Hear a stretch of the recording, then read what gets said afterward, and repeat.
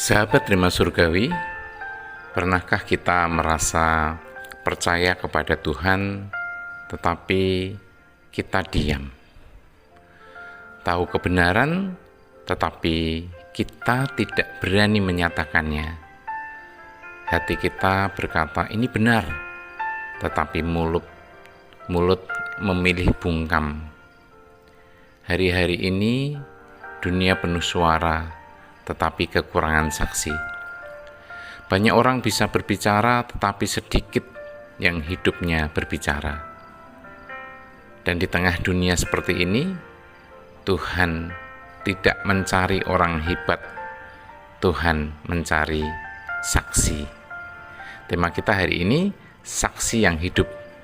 Bukan saksi yang sekedar tahu, tetapi saksi yang bisa menjadi saksi. Mari kita berdoa.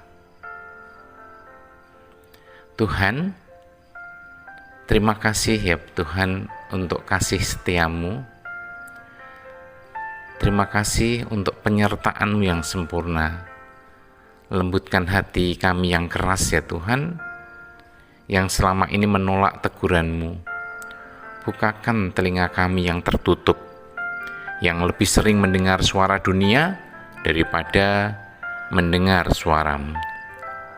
Jamah pikiran yang penuh dengan kekhawatiran ini ya Tuhan. Tenangkan jiwa yang gelisah. Biarkan firman-Mu hari ini tidak hanya didengar, tetapi meresap, menembus sampai ke dalam jiwa kami. Menghancurkan yang tidak Engkau perkenan, dan membangun kembali hati yang baru, yang memberikan kepekaan untuk mengerti dan keberanian untuk melakukannya. Terima kasih ya Tuhan, terima kasih karena Engkau sungguh baik, bahkan teramat baik dalam kehidupan kami. Dalam nama Tuhan Yesus kami berdoa. Amin.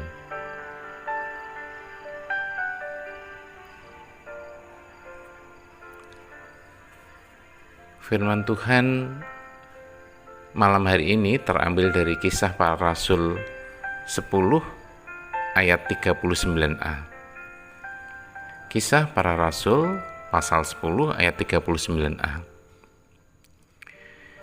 Dan kami adalah saksi dari segala sesuatu yang diperbuatnya di tanah Yehuda maupun Yerusalem. Sekali lagi, dan kami adalah saksi dari segala sesuatu yang diperbuatnya di tanah Yehuda maupun di Yerusalem. Saksi bukan sekedar tahu, tetapi saksi itu mengalami. Sahabat Rima Surgawi, Rasul Petrus tidak berkata, kami mendengar cerita tentang Yesus, bukan. Tetapi ia berkata, kami adalah saksi. Artinya mereka melihat sendiri, mereka berjalan bersama, mereka mengalami secara nyata. Sahabat Rima Surgawi, ada perbedaan besar antara tahu dan mengalami. Tahu itu di kepala, tetapi mengalami itu di hati. Tahu Tuhan itu baik tidak sama dengan pernah ditolong Tuhan saat di titik yang terendah. Tahu Tuhan mengampuni, tapi tidak sama dengan pernah menangis karena diampuni. Masalah hari ini, banyak orang yang tahu tentang Tuhan, tetapi tidak pernah benar-benar bertemu dengan Tuhan. Mulut hafal ayat firman Tuhan, tetapi hati tidak pernah tersentuh oleh firman Tuhan. Berdoa, tetapi hanya rutinitas, tidak ada air mata, tidak ada penyerahan. Sahabat Rima Surgawi, bagaimana kita bisa bersaksi kalau belum pernah merasakannya? Kesaksian yang hidup lahir dari perjumpaan yang nyata. Saksi adalah panggilan, bukan pilihan. Sahabat terima surgawi, Petrus tidak berkata kami memilih untuk jadi saksi, bukan. Tetapi Petrus berkata kami menjadi saksi adalah identitas. Artinya kalau seseorang benar-benar sudah bertemu Kristus, hidupnya pasti berbicara. Tidak perlu dipaksakan, tidak perlu disuruh-suruh. Seperti api tidak perlu diajari untuk panas. Api tidak bisa disembunyikan lama-lama. Tetapi mengapa banyak orang percaya hidupnya tidak memancarkan Kristus? Karena imannya hanya disimpan, bukan dihidupi. Disimpan di gereja, tetapi hilang di rumah. Disimpan di ibadah, tetapi tidak terlihat di kesehariannya. Dan seringkali alasannya sederhana. Takut ditolak, takut dianggap aneh, takut kehilangan kenyamanan. Sahabat terima surgawi, kita perlu jujur, diam itu juga adalah pilihan. Dan seringkali diam itu bukan netral. Diam merupakan penyangkalan yang halus. Saksi sejati terlihat dari hidup kita, bukan dari kata kita. Sahabat terima surgawi, dunia ini tidak kekurangan kata-kata, yang kurang adalah bukti. Orang tidak butuh lebih banyak ceramah, orang butuh melihat sesuatu yang nyata. Saat disakiti, apakah kita tetap mengampuni? Saat dikhianati, apakah kita tetap memilih mengasihi? Saat tidak ada yang melihat, apakah kita tetap hidup benar di hadapan Tuhan? Itulah kesaksian yang terlihat. Saksi bukan tentang seberapa pandai kita berbicara, tetapi seberapa konsisten hidup kita. Di rumah, bagaimana memperlakukan keluarga kita? Di tempat kerja, apakah kejujuran menjadi identitas kita? Di tempat yang sepi, apakah tetap takut akan Tuhan? Sahabat terima surgawi, apa yang dilakukan saat sendirian, itulah diri yang sebenarnya. Dan itulah kesaksian yang paling jujur. Saksi lahir dari keberanian di tengah tekanan. Ketika Petrus berkata, "Kami adalah saksi," ia tidak hidup dalam keadaan aman. Ada ancaman, ada tekanan, ada risiko kehilangan nyawa. Tetapi ia tetap berdiri. Mengapa? Karena ia sudah melihat salib, ia sudah melihat Yesus mati, dan ia sudah melihat Yesus bangkit kembali. Orang yang sudah melihat kuasa Tuhan tidak bisa berpura-pura tidak tahu, tidak bisa kembali hidup biasa. Sahabat terima surgawi, seringkali merasa hidup kita itu berat, lingkungan sulit, tekanan besar. Tetapi kalau kita mau jujur, masalahnya bukan tekanannya, masalahnya adalah pengalaman dengan Tuhan yang masih sangat dangkal. Kalau kita benar-benar ditolong oleh Tuhan, pernah dijamah oleh Tuhan, akan ada keberanian yang berbeda. Bukan karena kuat, tetapi karena tahu Tuhan itu nyata. Tuhan itu real. Saksi adalah terang di tempat gelap. Sahabat terima surgawi, saksi tidak ditempatkan di tempat nyaman. Saksi itu justru ditempatkan di tempat yang gelap.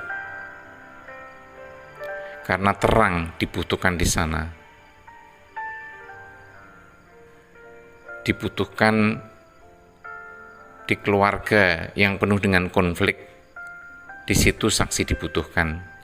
Di lingkungan kerja yang tidak jujur, di situ saksi juga dibutuhkan. Di dunia yang dingin, di situ terang harus hadir. Tetapi seringkali yang terjadi justru sebaliknya. Begitu melihat gelap, ingin lari. Begitu menghadapi tekanan, ingin mundur. Sahabat terima surgawi, terang tidak pernah dipanggil untuk bersembunyi. Terang itu dipanggil untuk bersinar. Bukan lari dari gelap, tetapi masuk dan mengubah kegelapan menjadi terang. Bukan untuk diam, tetapi untuk hadir. Karena satu terang yang kecil cukup untuk mengalahkan kegelapan yang sangat besar. Sahabat terima surgawi, semua yang sudah dibahas tadi, yaitu tentang menjadi saksi, tentang hidup yang berani, mungkin terasa tidak mudah. Mungkin dalam hati kita ada yang berkata, apa benar bisa dijalani? Apa ada orang yang hidup seperti itu sekarang ini? Jawabannya adalah ada. Bukan hanya di Alkitab, tetapi di zaman sekarang di dunia nyata. Ada orang yang tetap memilih setia, tetap menjadi saksi, meskipun ada tekanan, meskipun ada risiko. Dan sekarang mari melihat kisah nyata itu. Ini bukan cerita, tetapi kehidupan yang benar-benar terjadi. Di Kairo, Mesir, di tengah hiruk-pikuk kota yang penuh sejarah, berdiri sebuah gereja bernama Qasr el-Dubura Evangelical Church. Dan di sana seorang hamba Tuhan melayani dengan diam, tetapi dalam. Namanya Sameh Maurice. Ia bukan tokoh fiksi, ia nyata dalam kehidupan ini. Dia seorang dokter yang dipanggil oleh Tuhan meninggalkan dunia medis untuk menggembalakan ribuan jiwa. Ya, gereja yang ia pimpin bukan gereja kecil. Ribuan orang datang setiap minggu. Dan dari berbagai latar belakang, bahkan dari mereka yang terluka oleh perang, pengungsi, orang miskin, orang yang tidak punya siapa-siapa. Tetapi sahabat terima surgawi, pelayanan itu tidak lahir dari kenyamanan. Mesir bukan tempat yang selalu aman bagi Injil. Ada tekanan, ada ancaman, ada tegangan yang tidak terlihat namun terasa. Dan di balik senyumnya di mimbar, ada beban yang tidak pernah ringan. Pernah suatu masa situasi begitu mencekam, ada ledakan bom, teror, ketakutan menyelimuti kota itu. Orang-orang memilih diam, mengunci pintu, menyelamatkan diri. Tetapi tidak dengan Sameh Maurice. Ia justru melangkah keluar, bukan karena nekat, tetapi karena kasihnya lebih besar daripada rasa takut. Ia berjalan ke tempat orang-orang terluka, menjangkau mereka yang ketakutan, memeluk mereka yang kehilangan. Bahkan ia pernah membasuh kaki orang-orang sederhana di jalan. Bukan untuk dilihat, tetapi sebagai tanda kasih Kristus yang nyata. Bayangkan, di tengah ancaman, di tengah kemungkinan kehilangan nyawa, ia memilih tetap hadir, bukan sebagai pahlawan, tetapi sebagai saksi. Dan mungkin di malam-malam sunyi, tidak ada yang melihat air matanya, tidak ada yang tahu pergumulan batinnya, antara takut dan panggilan, antara ingin aman dan harus taat. Tetapi satu hal yang ia pegang, kalau terang berhenti bersinar, gelap akan mengambil alih. Sahabat terima surgawi, hidupnya berbicara lebih keras dari khotbahnya. Ia tidak hanya memberitakan Injil, namun ia menjadi Injil itu sendiri. Dan di sanalah hati ini seperti tertusuk, karena seringkali yang ditakutkan bukan kehilangan nyawa, tetapi kehilangan kenyamanan. Kesaksian yang sejati tidak lahir di tempat aman, tetapi di tempat di mana air mata dan keberanian bertemu dalam ketaatan. Kata saksi dalam Kisah Para Rasul 10 ayat 39 tadi, dalam bahasa Yunaninya adalah martis. Artinya bukan hanya orang yang melihat, tetapi juga orang yang bersedia membayar harga. Dari kata ini lahirlah kata martir. Artinya jelas, yaitu menjadi saksi.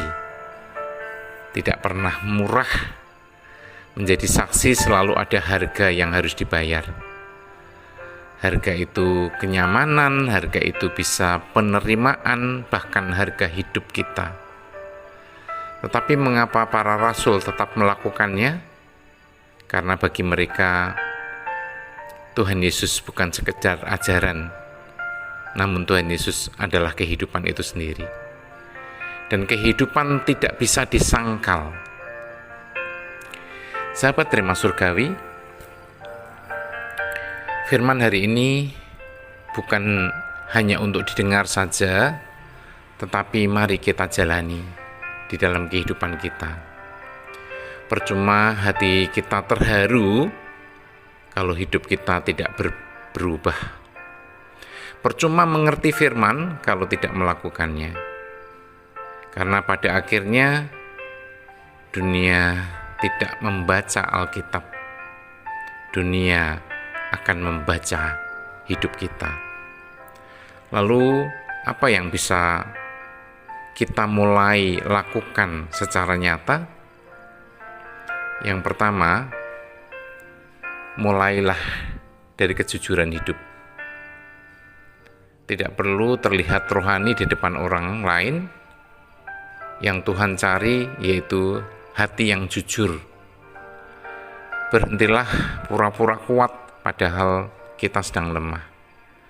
Berhentilah pura-pura baik padahal ada yang harus dibereskan. Datanglah apa adanya kepada Tuhan. Akui segala dosa dan akui segala kelemahan-kelemahan kita. Disitulah perubahan baru dimulai. Yang kedua, tunjukkan kasih kita lewat hal sederhana. Tidak harus besar, mulailah dari yang kecil namun nyata, yaitu membantu orang tanpa berharap balasan, mendengar orang tanpa menghakimi, mengampuni orang meskipun tidak ada yang tahu.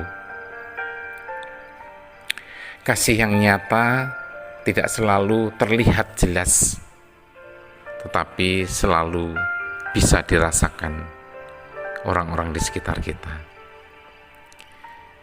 Yang ketiga, berani melangkah meski masih takut-takut. Takut itu manusiawi, sahabat Rema Surgawi, tetapi jangan biarkan takut menghentikan langkah kita. Kita tidak perlu langsung besar. Mulailah dari hal sederhana, yaitu kita berani berkata benar, kita berani mendoakan orang, kita berani menunjukkan bahwa hidup kita berbeda dengan orang yang lain. Satu langkah kecil akan bisa membuka jalan yang lebih besar. Yang keempat, tetap benar walaupun tidak ada yang melihat. Sahabat Rema Surgawi, karakter kita diuji bukan di depan orang lain, tetapi saat kita sendirian. Apakah kita tetap jujur meski kita tidak diawasi? Apakah kita tetap setia meski kita tidak dipuji? Dan apakah kita tetap takut akan Tuhan meski kita tidak ada yang tahu? Disitulah kesaksian dibentuk, bukan di panggung, tetapi di tempat yang tersembunyi. Yang kelima, bangun hubungan pribadi dengan Tuhan. Sahabat Rema Surgawi, jangan hanya tahu tentang Tuhan, tetapi kenali Dia, kenali Tuhan itu. Untuk itu luangkan waktu dengan sungguh-sungguh. Berdoa bukan sekedar kata-kata, tetapi dari hati. Membaca firman bukan sekedar rutinitas, tetapi benar-benar mencari suara Tuhan. Karena dari perjumpaan pribadi akan lahir kesaksian yang hidup. Dan tanpa itu, iman hanya akan jadi teori saja. Mari kita berdoa. Bapa di dalam surga, terima kasih ya Tuhan untuk kasih sayang-Mu, untuk kehidupan yang Engkau beri dalam hidup kami. Ampuni kami ya Tuhan, jika hidup kami ini seringkali diam, padahal Engkau sudah begitu nyata. Ampuni jika karena ketakutan kami lebih besar daripada iman kami ya Tuhan. Dan hari ini bangkitkan kembali ya Tuhan keberanian kami.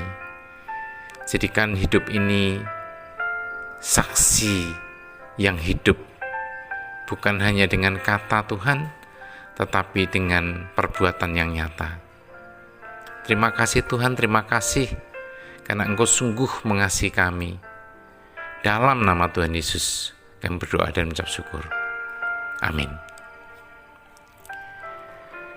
Sahabat Rema Surgawi, dunia memang tidak pernah menunggu orang yang sempurna, tetapi dunia menunggu para saksi-saksi yang benar, saksi yang hidupnya nyata, saksi yang berani untuk berkata-kata, saksi yang tetap berdiri di atas kebenaran meski harus sendirian.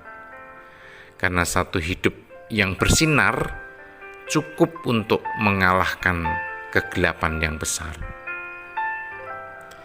Kesaksian paling kuat lahir bukan dari suara yang lantang, tetapi dari hidup yang berani membayar harga. Amin. Tuhan Yesus memberkati.